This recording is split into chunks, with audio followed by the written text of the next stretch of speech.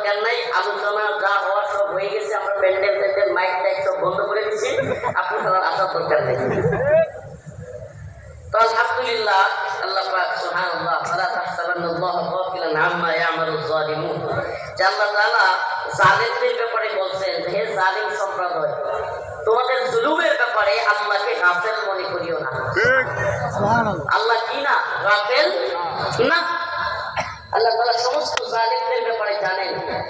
আল্লাহ আলিম, আল্লাহ সামিউ, আল্লাহ বাসীর, তিনি জানেন সবকিছু, তিনি সামিউ, তিনি শুনেন সবকিছু, তিনি বাসীর, তিনি দেখেন সবকিছু। সুবহানাল্লাহ।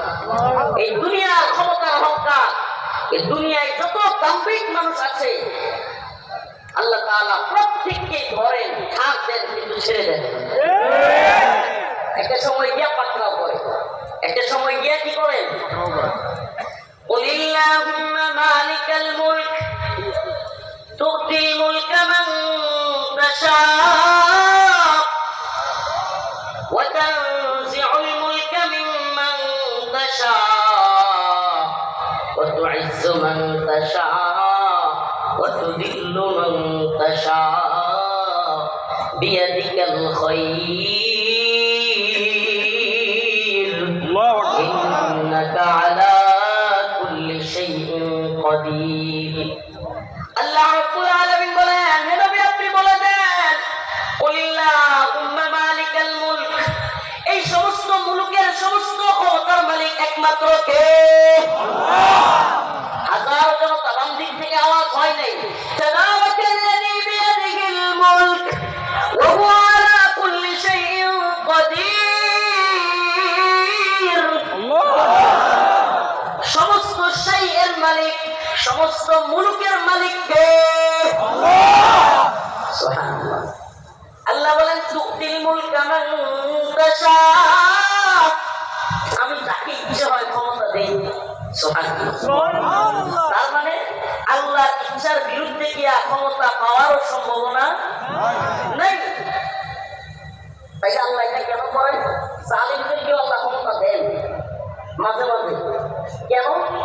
কারণ হলো ওই জনপদের মানুষ জুলুমের মধ্যে জড়ায় যায়, আল্লাহর নাফরমানিতে জড়ায় যায়। এজন্য আল্লাহ পাক ওই জনপদের ওই সম্প্রদায়ের মানুষকে শিক্ষা দেওয়ার জন্য হাসিনার মতো জালিমদেরকে ক্ষমতা দেন।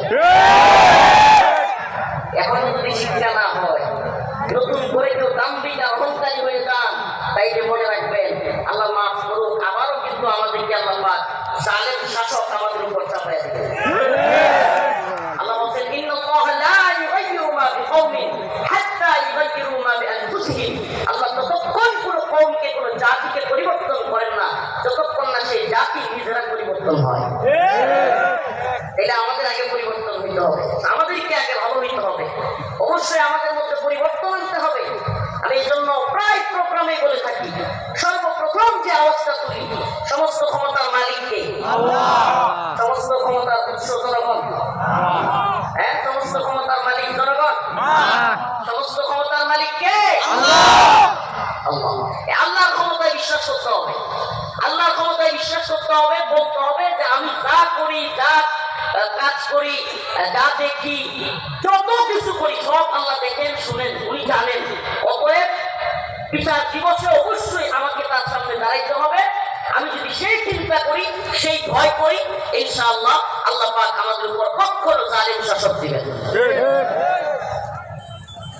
কোরআনে আছে, আল্লাহ পাক বলেন, ওয়া কুল্লুহুম আতিহি ইয়াওমাল কিয়ামাতি ফারদা, সকলকে, প্রত্যেক মানুষকে, কুল্লুহুম আতিহি ইয়াওমাল কিয়ামাতি ফারদা, এক এক করে আল্লাহর সামনে দণ্ডায়মান হইতে হবে।